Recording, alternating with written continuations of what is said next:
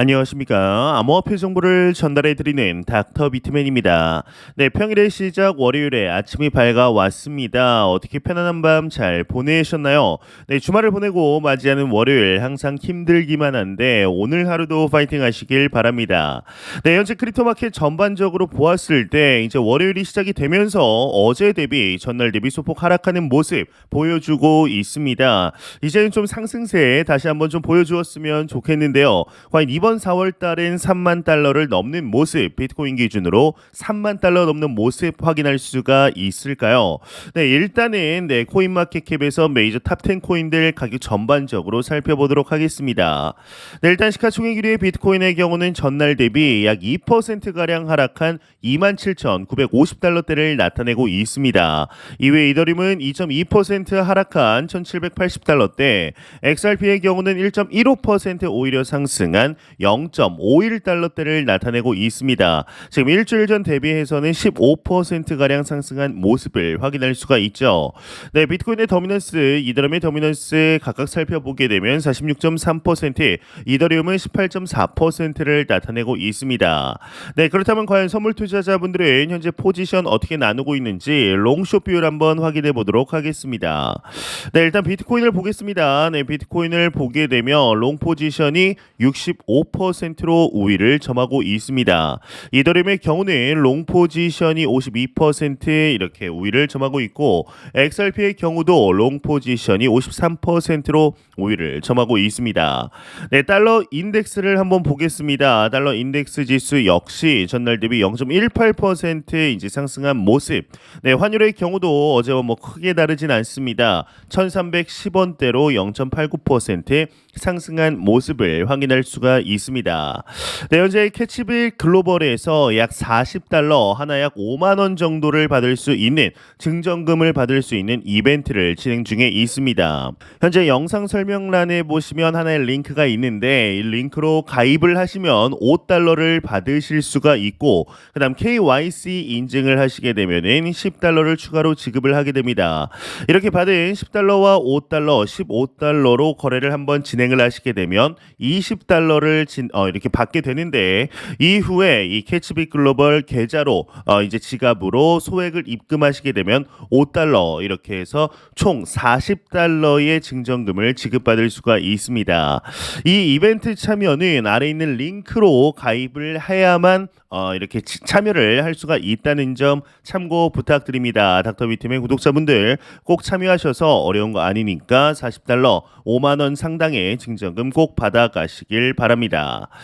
네, 이렇게 또 이제 한 주가 시작이 됐습니다. 괜히 평일만 되면, 월요일만 되면 기분도 꿉꿉하고 그렇게 뭐가 좋지가 않은 것 같은데, 여러분들은 이번 주 어떻게 진행이 될 거다, 이 크립토 마켓이 어떻게 진행이 될 거라고 좀 생각을 하시나요? 이에 대해서 이제 코인리스 측에서 설문조사를 한 게 있는데 한번 간단하게 같이 한번 보도록 하겠습니다. 일단은 처음에 설문조사를 한번 보겠습니다. 4월 3일에서 4월 9일, 4월 3일에서 4월 9일 비트코인 향방이 어떻게 될까에 대해서 이제 상승할 것이다라고 보는 비율이 39.6%, 아니다, 횡보할 것 같다, 크게 뭐 상승하지도 하락하지도 않을 것 같다라고 바라보는 비율이 36.2%로 나타났습니다. 이제 하락할 것이다가 13.8%, 급등이 8.5%, 급락이 2%가량 있는데요. 이제 보통 상승 아니면 횡보, 이제 하락에 대해서 점치는 비율이 좀 낮다라는 것을 확인할 수가 있습니다. 일단 이더리움도 거의 비슷합니다. 뭐 비트코인과 이더리움의 방향성이 비슷하기 때문에 많은 투자자분들이 비트코인이 상승하면 이더리움도 상승하고, 이더리움이 하락하면 비트코인도 하락할 것이다라고 바라보시는 비율 높은 것으로 보이는데요. 현재 이제 가상자산 시장에 대해서 느끼는 투자 심리를 보았을 때는 중립이 52.8%입니다. 이제 위의 결과와 비슷하죠. 말 그대로 이제 횡보할 것이다라고 바라보는 투자자분들 비율 높은 것을 볼 수가 있습니다. 이제 낙관이 28.5%로 그 다음으로 높고, 거의 공포를 느끼는 현재 투자자분들이 많이 없다라는 것을 확인할 수가 있죠. 이제 1월 달부터 숨가쁘게 상승한 이러한 영향이지 않을까 생각이 드는데요. 다음 질문을 또 한번 보겠습니다. 네, 다음 질문을 보게 되면 최근 매도했거나 매도할 예정인 코인, 그러니까 이제 하락을 할 것 같다, 상승세가 끝났다라고 바라보는 코인 비율을 보게 되면 1위가 이더리움, 2위가 비트코인, 3위가 XRP인 것을 확인할 수가 있습니다. 뭐 도지코인도 있고 트론, 폴리곤, 솔라나, 카르다노, 밀크가 있네요. 그리고 기타로 보게 되면 뭐 아하 토큰이라든지 클레이틴, 그리고 페이코인도 있습니다. 최근에 이제 닥사 거래소, 국내 거래소 세계 원화 거래소에서 이제 상장 폐지가 예정된 코인이죠.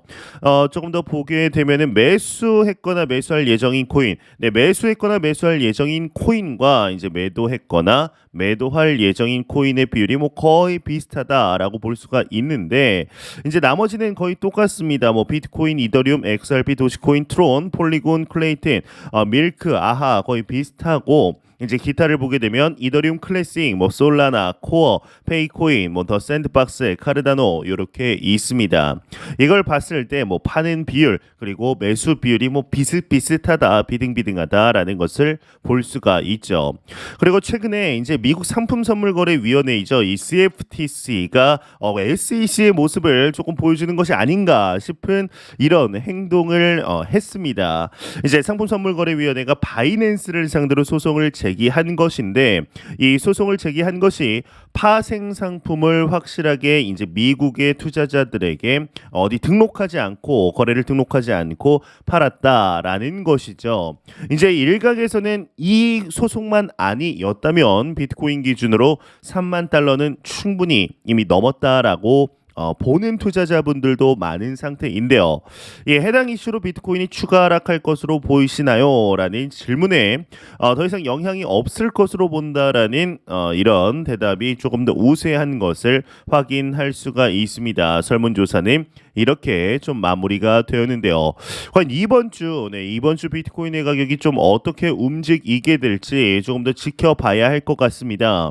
지난번에 보여줬던 두 자릿수 대 상승세 다시 한번 또 나타나서 비트코인 기준으로 이제는 이제 3만 달러를 넘었으면 좋겠습니다. FTX 분의 하락분은 이미 충분히 다 메꿨기 때문에 2022년 5월 테라 루나 사태의 급락분을 다시 회복해서 43,000달러대의 가격 다시 한번 보는 날이 왔으면 좋겠는데요.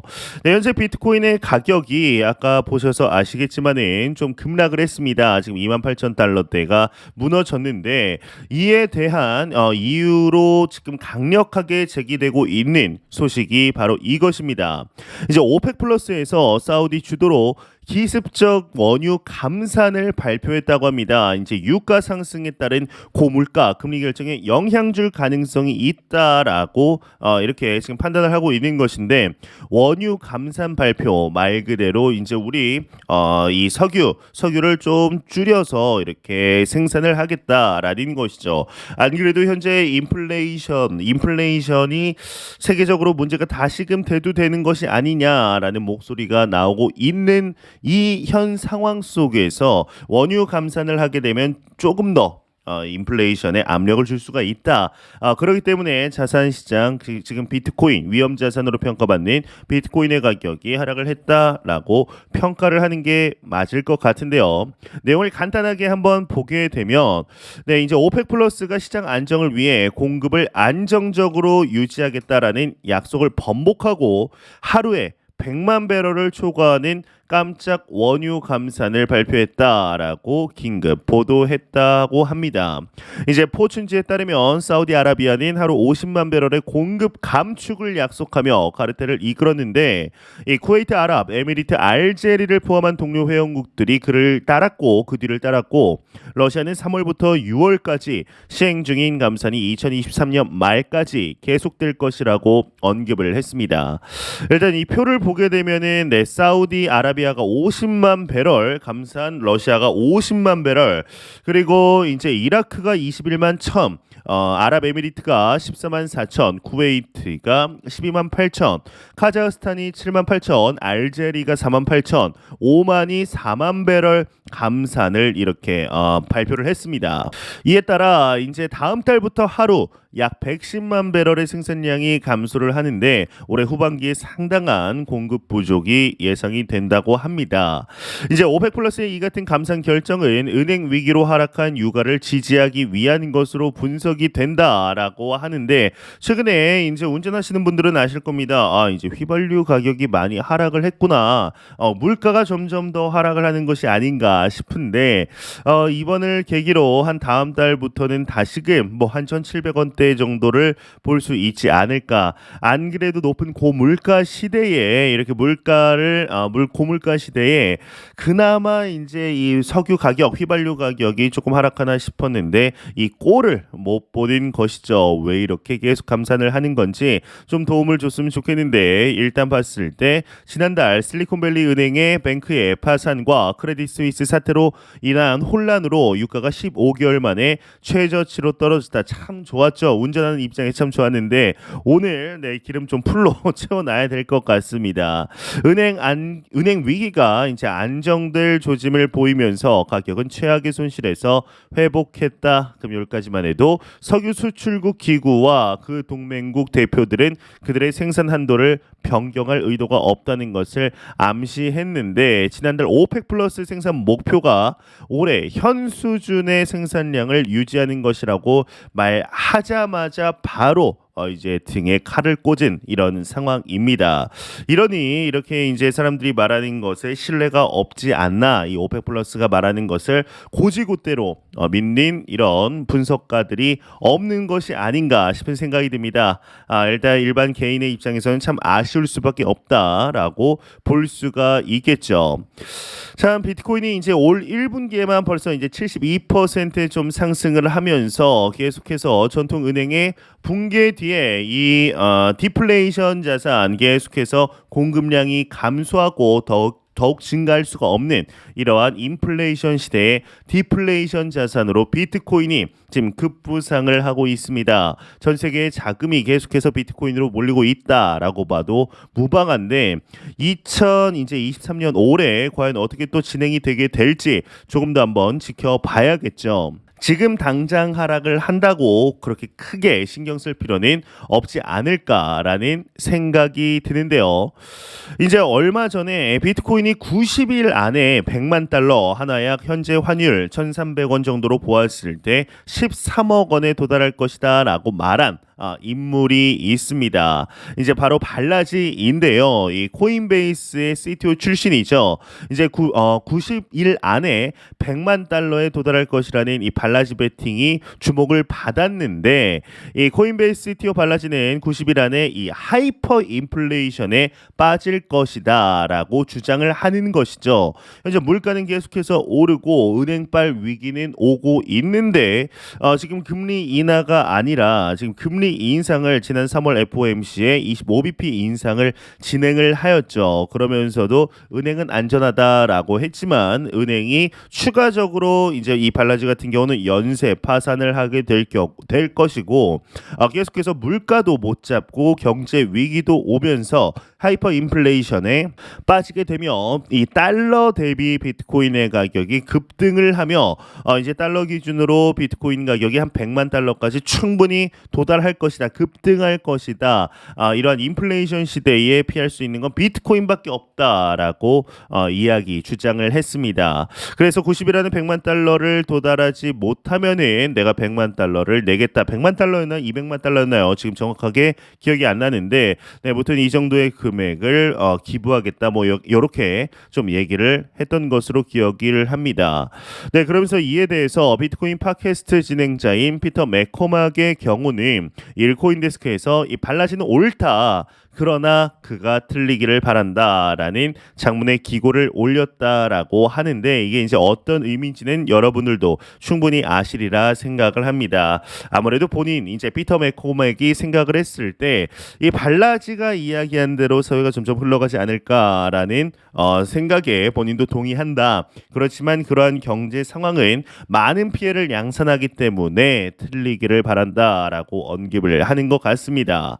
이제 단기간 단기간의 충격보다 이 점진적인 과정을 거쳐서 비트코인이 대중 채택의 길을 가기를 바란다라고 말했는데 방금 말씀드린 대로 이러한 경제 위기 없이 아무런 피해 없이 비트코인이 점점 이렇게 꽃길만 걷길 바란다. 그게 사회 경제 시스템에도 좋다. 이 비트코인은 금융 위기 2008년 당시에 나온 이런 자산이기 때문에 이 비트코인이 급등한다라는 것은 전 세계적으로 경기가 어렵다라는 것을 보여주는 반증이 될 수 있기에 이런 언급을 하는 것이죠.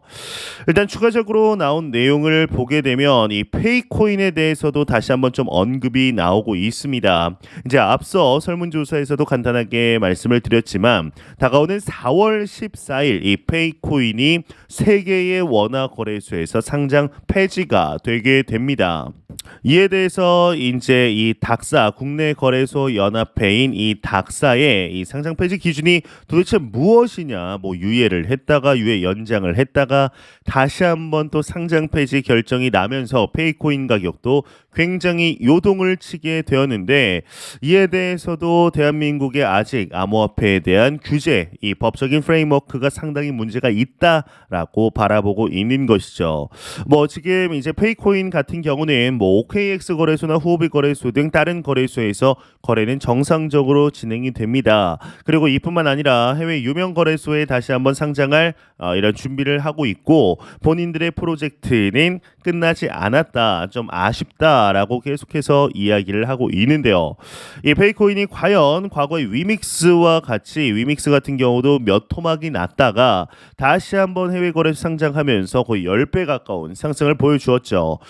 네, 그러한 거의 부활이라고 가까운 부활이라고 말할 수 있는 이런 그 위믹스의 전철을 페이코인이 또 한번 보여주게 될지 한번 지켜봐야 될 것 같습니다. 네, 그리고 이제 이더리움 같은 경우도 샤펠라 업그레이드가 임박을 했습니다. 이 샤펠라 업그레이드의 경우는 이더리움의 락업 스테이킹을 이제 락업을 해제할 수 있는 이러한 업그레이드다라고 보시면 간단하게 이해하실 수가 있는데요. 이게 이제 해제가 됐을 때 물량이 대규모로 시장에 나올 가능성은 현재 많은 전문가들이 바라보았을 땐 거의 없다라고 바라보고 있습니다. 일단 저 또한 그 생각에 동의를 하긴 하는데 이 샤펠라 업그레이드가 뭐 역대급 업그레이드다라고 이야기가 나오는 거에 비해서 비트코인 대비 이더리움의 가격 상승률이 다소 아쉬울 수밖에 없지 않나라는 생각이 듭니다. 네, 그러면서 이제 XRP가 뭐 단기 과열로 쉬어가고 있다. 미 변호사가 예상하는 리플과 SAC의 소송 시나리오라는 이 헤드라인이 있어서 일단 한번 가져와 보았습니다. 현재 미 SAC와 리플의 소송이 거의 800일, 900일 가까이 진행이 되면서 이번 연도 뭐 4월에 마무리될 것이다, 3월에 마무리될 것이다 이야기들이 계속 나오고 있지만 이 외에 추가적인 내용들은 나오지 않고 있죠. 일단 내용이 어떻게 있는지 한번 볼게요. 네, 시가총액 6위 암호화폐 리플 XRP가 뭐 이렇게 블라블라블라 얘기가 나오고 이거는 가격에 대한 거니까 넘어가겠습니다. 네, 그래서 한때 0.58달러까지 올랐다. 미국 증권거래위원회 SEC가 2020년 12월 리플을 상대로 제기한 소송에서 리플이 승리할 것이라는 투자자들의 확신 때문인 것으로 분석이 된다. 이제 이렇게 급등한 것이 이것 때문으로 분석이 된다. 거의 맞죠.